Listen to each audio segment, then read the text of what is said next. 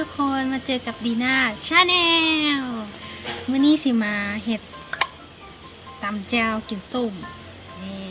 เป็นยังไงนั้นไปเบิ่งน้ำกันเลย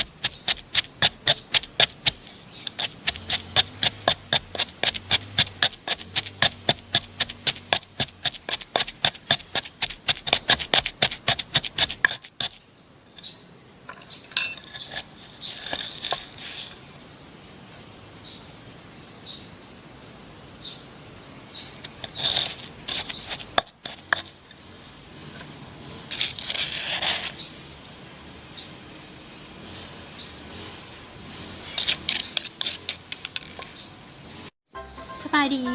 มาเจอกับดีน่ามื้อนี้มากินหมักเฟืองมากินหมักเฟืองส้มกับแจ่วเผ็ดเข้ากันขนาดอยากจนน้ำลายไหลแล้วกินกันเลยมาเริ่มกินกันเลยเนาะมาเริ่มกินหมักเฟืองอันนี้แจ่ว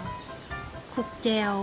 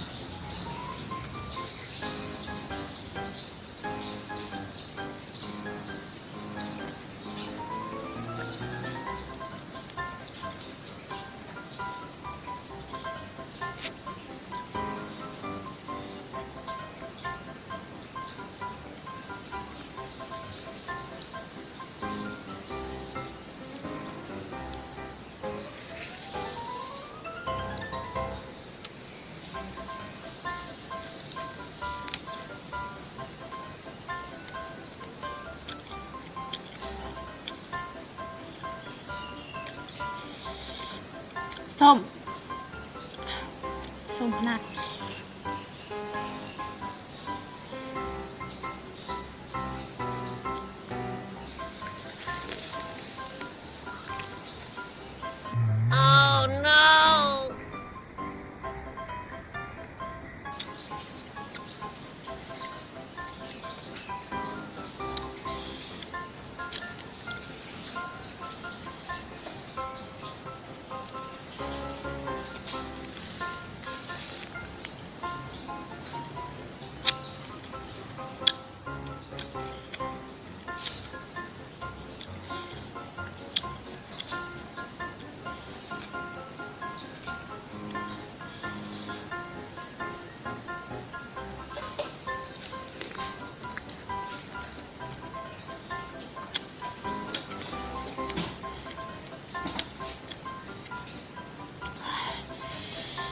ค่ะมาคลิปนี้กดไลค์กดแชร์ให้หน่อยเด้อ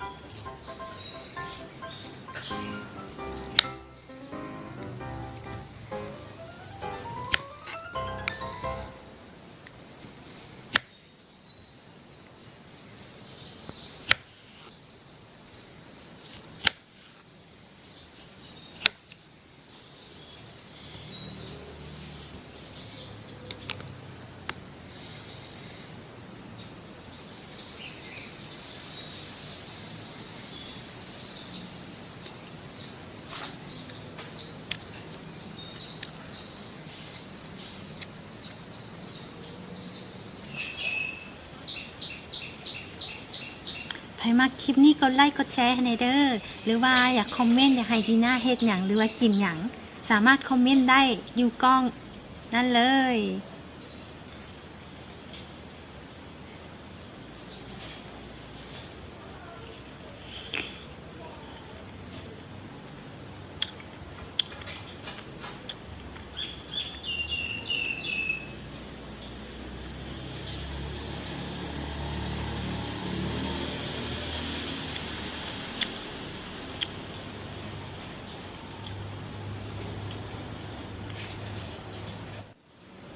ใครมาคลิปนี้กดไลค์กดแชร์ให้ดีน่าแน่